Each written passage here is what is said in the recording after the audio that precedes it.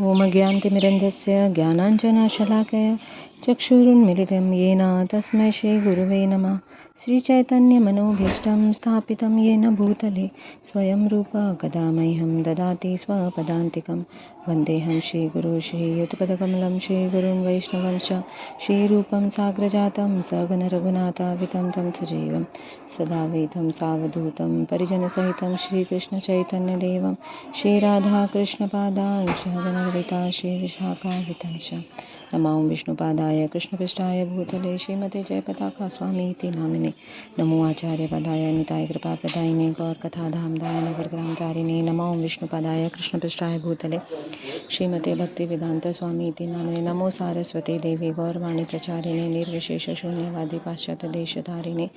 नमो महावदन्याय कृष्णप्रेमप्रदायते कृष्णाय कृष्ण चैतन्य नामिने गौरतुषे नमः। नमो ब्राह्मण देवाय गौ ब्राह्मण हिताय च जगद्धिताय कृष्णाय गोविंदाय नमो नमः। जय श्री कृष्ण चैतन्य प्रभु नित्यानंद श्री अद्वैत गदाधर श्रीवासादि गौर भक्तवृंद। Hare Krishna Krishna Krishna Hare Hare, Hare Rama Rama Rama Hare Hare. So today we are starting with 16 shloka. 15 shloka तक सैक्रिफाइस, साइकिल ऑफ सैक्रिफाइस हमने ऑलरेडी कर लिया है। सो अभी हम स्टार्ट कर रहे हैं 16 श्लोका से। तो अगेन जैसे हर 4 से 5 जो श्लोका होते हैं वो एक टॉपिक से रिलेटेड होते हैं, तो वैसे ये जो श्लोका है, एवं प्रवर्तितं चक्रं नानुवर्तयति हयम् आगायुरेन्द्रिया रामो मोघम पार्थ सजीवति। एवं इस प्रकार प्रवर्तितम वेदों द्वारा स्थापित चक्रम चक्र न नहीं अनुवर्त्यति ग्रहण करता यह इस जीवन में यह जो अघ आयु पापपूर्ण जीवन है जिसका इंद्रिया आराम इंद्रियासक्त मोघम वृथा पार्थ हे प्रथापुत्र अर्जुन स व जीवित रहता है। हे प्रिय अर्जुन, जो मानव जीवन में इस प्रकार वेदों द्वारा स्थापित यज्ञ चक्र का पालन नहीं करता वह निश्चय ही पापमय जीवन व्यतीत करता है। ऐसा व्यक्ति केवल इंद्रियों की तुष्टि के लिए व्यर्थ ही जीवन जीता है। तात्पर्य, इस श्लोक में भगवान ने कठोर परिश्रम करो और इंद्रिय तृप्ति का आनंद लो इस सांसारिक विचारधारा का तिरस्कार किया है। अतः जो लोग इस संसार में भोग करना चाहते हैं उन्हें उपयुक्त यज्ञ चक्र का अनुसरण करना परामर्शक है। जो ऐसे विधि विधानों का पालन नहीं करता अधिकाधिक तिरस्कृत होने के कारण उसका जीवन अत्यंत संकटपूर्ण हो जाता है। प्रकृति के नियमानुसार यह मानव शरीर विशेष रूप से आत्म साक्षात्कार के लिए मिला है, जिसे कर्म योग, ज्ञान योग या भक्ति योग में से किसी एक विधि से प्राप्त किया जा सकता है। इन योगियों के लिए यज्ञ संपन्न करने की कोई आवश्यकता नहीं रहती, क्योंकि ये पाप पुण्य से परे होते हैं। किंतु जो लोग इंद्रिय तृप्ति में जुटे हैं उन्हें पूर्वोक्त यज्ञ चक्र के द्वारा शुद्धिकरण की आवश्यकता रहती है। कर्म के अनेक भेद होते हैं। जो लोग कृष्ण भावना भावित नहीं हैं वे निश्चय ही विषय परायण होते हैं, अतः उन्हें पुण्य कर्म करने की आवश्यकता होती है। यज्ञ पद्धति इस प्रकार सुनियोजित है कि विषयोन्मुख लोग विषयों के फल में फंसे बिना अपनी इच्छाओं की पूर्ति कर सकते हैं। संसार की संपन्नता हमारे प्रयासों पर नहीं अपितु परमेश्वर की पृष्ठभूमि योजना पर निर्भर है, जिसे देवता संपादित करते हैं। अतः वेदों में वर्णित देवताओं को लक्षित करके यज्ञ किए जाते हैं। अप्रत्यक्ष रूप से यह कृष्ण भावनामृत का ही अभ्यास रहता है, क्योंकि जब कोई इन यज्ञों में दक्षता प्राप्त कर लेता है तो वह अवश्य ही कृष्ण भावना भावित हो जाता है। किंतु यदि ऐसे यज्ञ करने से कोई कृष्ण भावना भावित नहीं हो पाता तो इसे कोरी आचार संहिता समझना चाहिए। अतः मनुष्यों को चाहिए कि वह आचार संहिता तथा तक ही अपनी प्रगति को सीमित न करें, अपितु उसे पार करके कृष्ण भावनामृत को प्राप्त करें। ये जो हमारी संस्कृति में इवन मुस्लिमों में भी जो 1 महीने का रोज़ा होता है जिसमें वो कुछ बुरी चीज़ बोलने तक से अपने आप को बचाने की कोशिश करते हैं, तो तो ये इसलिए नहीं होता है सिर्फ कि एक महीना आपने उपवास रख लिया और ऐसे हो गया वैसे हो गया, चलो बस फिर उसके बाद कंटिन्यू नहीं। 9 दिन की नवरात्रि की बात करें या 4 महीने की चातुर्मास की या 1 महीने की श्रावण की, हम जो भी चीज़ फॉलो करते हैं वो फॉलो करने का अंतिम ध्येय यही है कि कृष्ण भावना भावित होना। अब कृष्ण भावना भावित होना, ये हमारे जितने भी कर्तव्य हैं वो हमको करते हुए होना है, ना कि छोड़ करके ऐसे बैठ जाना है। तो यहाँ पर कृष्ण बोल रहे हैं गीता में कि प्रभुपाद जी उनके पर्पट में भी ये चीज़ बोल रहे हैं कि जो अ, अगर भावना भावित नहीं है तो एटलीस्ट मिनिमम रिक्वायरमेंट, जो मिनिमम एलिजिबिलिटी होती है इस मटेरियल वर्ल्ड के चीज़ों का भोग करने की, वो ये है, क्या है, कर्मकांड, यज्ञ करना और ये सब। तो ये सारी चीज़ें तो मिनिमम है, ये तो करनी ही पड़ेंगी। जैसे कि अगर आपको शौक़ है कि आपको ड्राइव करना है तो आपके जो रूल्स एंड रेगुलेशन हैं वो ड्राइविंग के, वो आपको फॉलो करने ही पड़ेंगे, जो मिनिमम है वो है। सो उसी तरीके से अगर हम मटेरियल वर्ल्ड में हैं तो मटेरियल वर्ल्ड की जो रूल्स एंड रेगुलेशन है वो हम पे एप्लीकेबल है, और हम पे मतलब सिर्फ ह्यूमंस पे हैं, एनिमल्स पे नहीं हैं। तो जैसे सरकार के नियम सिर्फ ह्यूमंस पे एप्लीकेबल हैं, एनिमल्स पे नहीं, वैसे ही ये जितने भी नियम कानून हम सुन रहे हैं ये सिर्फ हमारे लिए एप्लीकेबल है। शेर अगर हिरण को मारेगा तो वो उसके ऊपर पाप लग गया, ऐसा नहीं होता है। एंड समय से समय भगवान आते रहते हैं और धर्म को रीएस्टैब्लिश करते रहते हैं। जैसे कि बुद्ध अवतार आए थे तो उन्होंने कहा था नहीं आप शास्त्रों को कुछ मत सुनो ही नहीं, सिर्फ जीवों के प्रति दया भावना रखो। दया भावना रखने के लिए क्यों कहा? क्योंकि शास्त्रों का दुरुपयोग करके, बलि चढ़ा करके मीट ईटिंग अति होने लगा था उस टाइम पे। तो सबसे पहले जो ज़रूरत थी वो लोगों का, ये जो इतना पापवृत्ति बढ़ गया था उसको स्टॉप करने की ज़रूरत थी। इसलिए उन्होंने शास्त्रों को ही पहले बोल दिया कि आप उसको साइड में रखो। जैसे अगर हम कुछ डांस सीखते हैं तो डांस में सबसे पहले हम लोग पैर के मूवमेंट सीखते हैं, फिर हम हाथ उस पर क्या करेंगे वो सीखते हैं, ना कि दोनों चीज़ें साथ में। दोनों साथ में करने जाएंगे तो ना ये सीख पाएंगे ना वो। तो भगवान भी स्टेप बाय स्टेप चीज़ें हमको सिखाते हैं। नेक्स्ट वर्स, यस्त्वात्मरतिरेव स्यादात्मतत्परश्च मानवः आत्मनेव च संतुष्ट कार्य न विद्यते।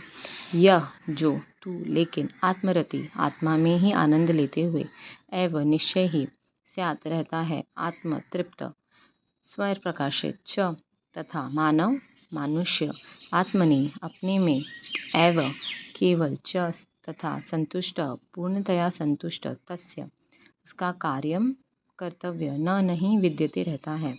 किंतु जो व्यक्ति आत्मा में ही आनंद लेता है तथा जिसका जीवन आत्म साक्षात्कार युक्त है और जो अपने में ही सब पूर्णतः संतुष्ट रहता है, उसके लिए कुछ करणीय कर्तव्य नहीं होता। जो अपने में ही संतुष्ट का मतलब है, यहाँ पे अर्जुन जैसे इंसान की बात हो रही है जो संतुष्ट है।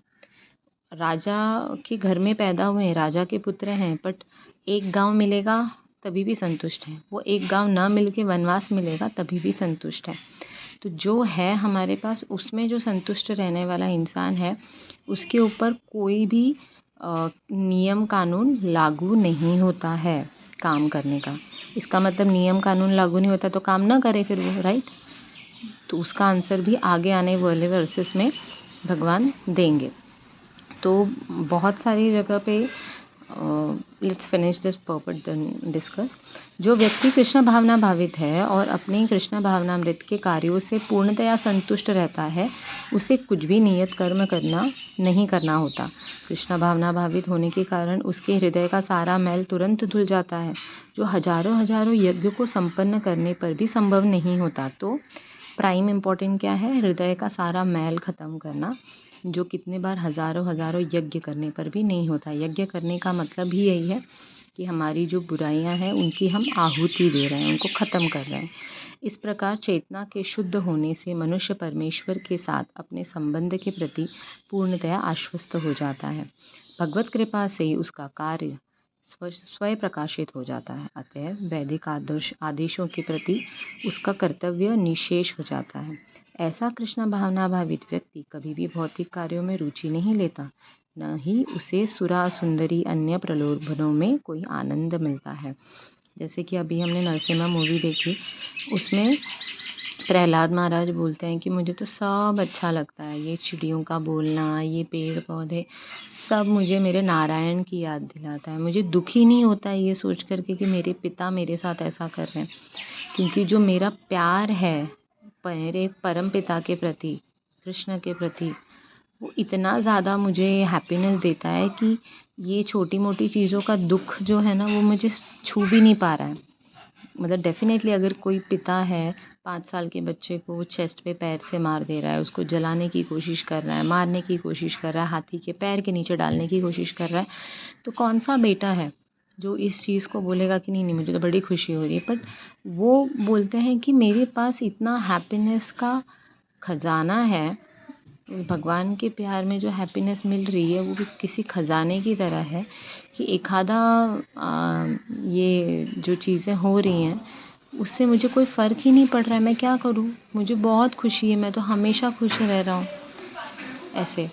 और वो दूसरों के प्रति मतलब जो ऐसे भक्त हैं, क्या वो दूसरों के प्रति निष्ठुर हो जाते हैं? नहीं, वो दूसरों के लिए और सोचते हैं। जब नरसिम्हा देव आप प्रेयर्स देखेंगे श्रीमद् भागवतम में, प्रहलाद महाराज प्रे करते हैं ना, तो वो बोलते हैं कि प्लीज़ मेरे पिता को माफ़ कर दीजिए। मतलब अब वो ये सोच रहे हैं कि ठीक है, वो पिता का जो ये जन्म था, उनकी ये जो शरीर था वो अपवित्र हो चुका था, क्योंकि वो इतना बुरा भला बोल चुके थे और इतना पाप कर चुके थे कि अगर अभी वो जीवित भी रहते तो उनका ये जीवन पापमय था। उल्टा वो भगवान के हाथों से उनको मुक्ति मिल गई।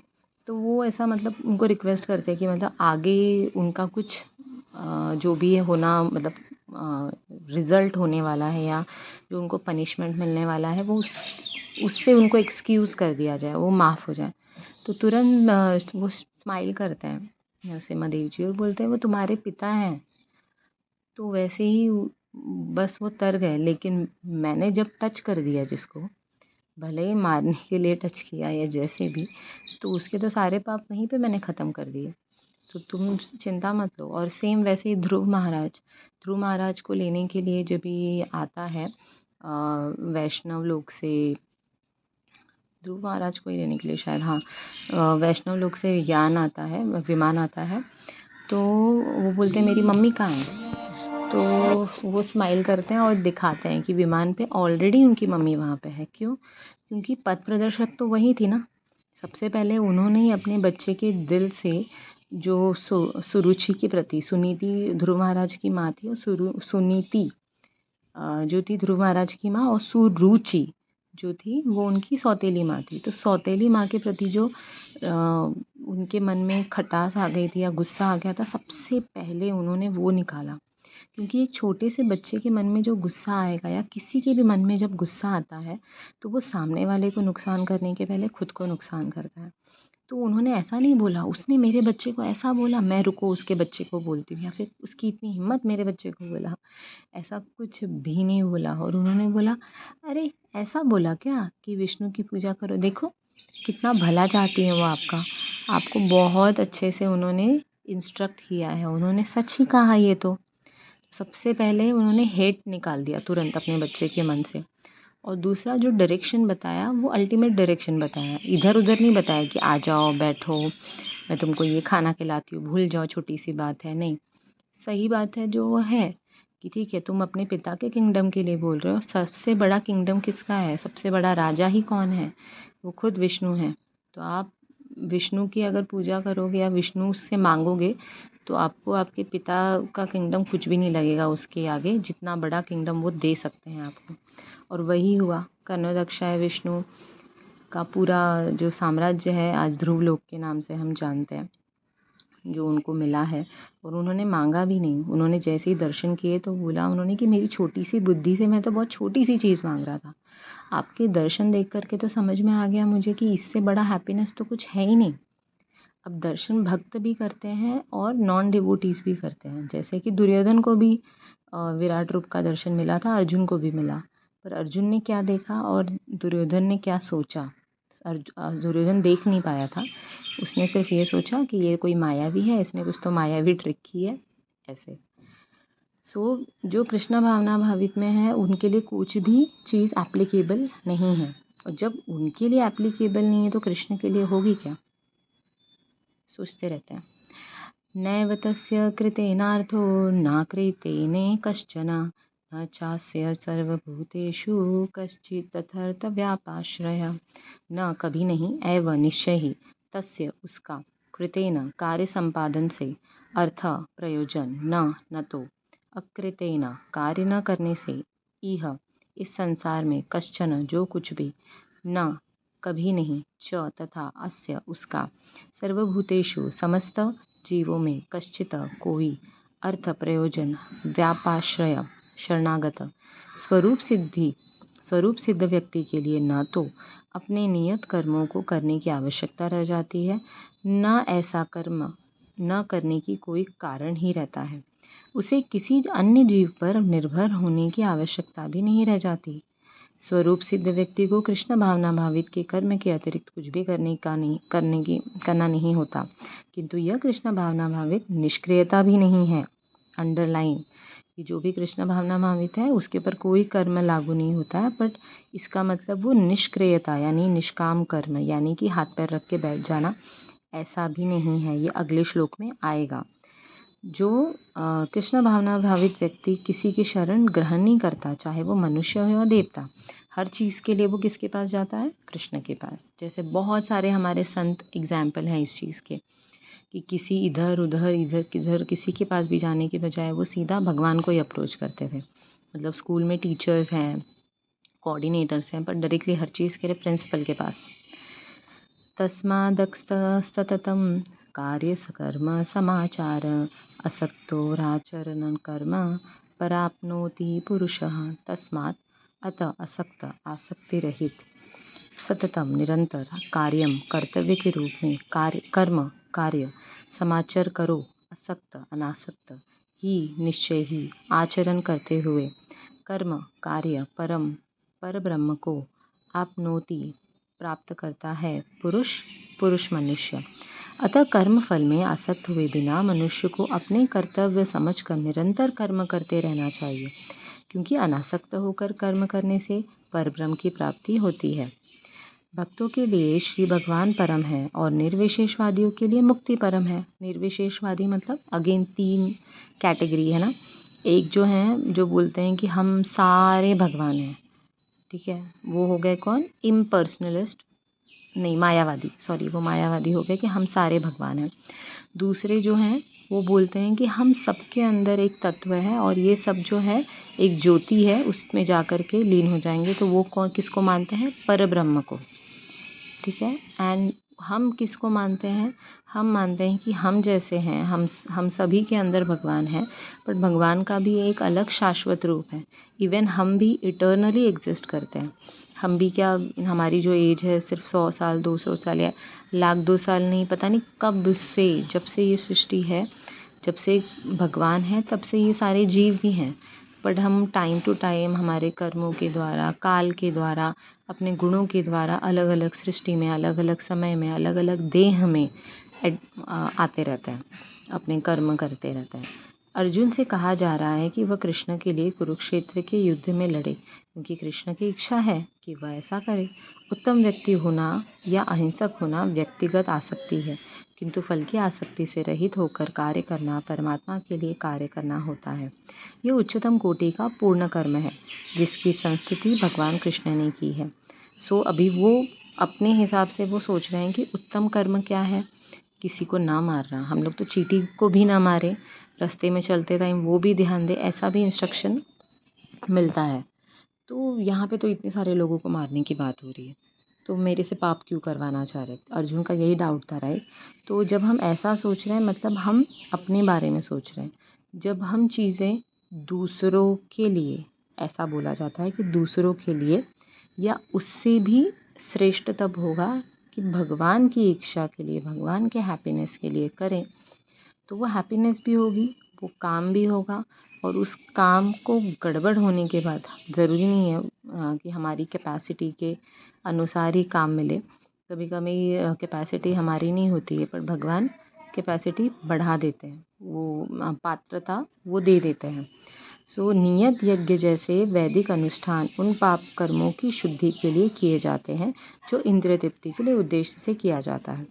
जो अगर कोई कुछ भी काम कर रहा है, अगर वो कृष्ण के बारे में ही सोच के यानी भगवान को ही अर्पित करने के बारे में सोच रहा है, तो ना उसको मतलब कोई कर्म ही नहीं लग रहा है, ना अच्छा कर्म लग रहा है, ना बुरा कर्म लग रहा है, निष्काम कर्म हो गया ये।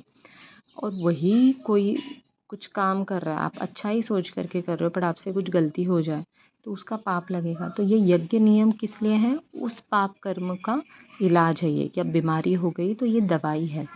पर जब डिज़ीज़ होगा ही नहीं, हमने वैक्सीन ले लिया है, जैसा कि लास्ट टाइम हमने डिस्कस किया था कि कृष्ण भावना भावित ये वैक्सीन की तरह है। वैक्सीन जब हमने ले लिया है तो वो डिज़ीज़ होगा ही नहीं, और जब डिज़ीज़ होगा ही नहीं तो हमको मेडिसिन लेने की ज़रूरत है क्या? तो ये यज्ञ हमारे लिए ज़रूरत है क्या? किंतु कृष्ण भावना भावित में जो कर्म किया जाता है वह अच्छे या बुरे फलों से परे होता है। कृष्ण भावना भावित व्यक्ति में फल के प्रति लेश मात्र भी आसक्ति नहीं रहती। वो तो केवल कृष्ण के लिए कार्य करता है। वह समस्त प्रकार के कर्मों में रत रहकर भी पूर्णतया अनासक्त रहता है। अभी 2 क्वेश्चन है जो मैं आप लोगों से पूछ रही हूँ, और नेक्स्ट वर्स में उसका आंसर है, बट फिर भी आप सोचिएगा, और अगर पॉसिबल हो तो नेक्स्ट क्लास के स्टार्टिंग में आप लोग शेयर करिएगा। पहला क्वेश्चन कि हम यहाँ पे बोल रहे हैं कि कृष्ण के भक्त और कृष्ण दोनों पे कर्मों के नियम लागू नहीं होते हैं, तो क्या फिर, पहला क्वेश्चन, तो क्या फिर उनको फिर भी सारे कर्म नियम फॉलो करने चाहिए? अगर करने चाहिए हाँ, तो क्यों? और नहीं तो क्यों नहीं? ये 2 क्वेश्चन है। सो प्लीज़ ट्राई करिएगा कि अगर आप फाइंड आउट कर पाएँ तो शेयर करिएगा, वरना हम लोग वैसे भी नेक्स्ट रो का जब रीड करेंगे तो हम ये आंसर फाइंड आउट करेंगे। So we will stop here. वाञ्छाकल्पतरुभ्यश्च कृपा सिन्धुत एव च पतितानां पावनेभ्यो वैष्णवेभ्यो नमो नमः। अनंत कोटि वैष्णव वृंद की जय। श्रील प्रभुपाद की जय। और पहले की भी रिकॉर्डिंग का अगर कुछ क्वेश्चन है तो please do share. Thank you.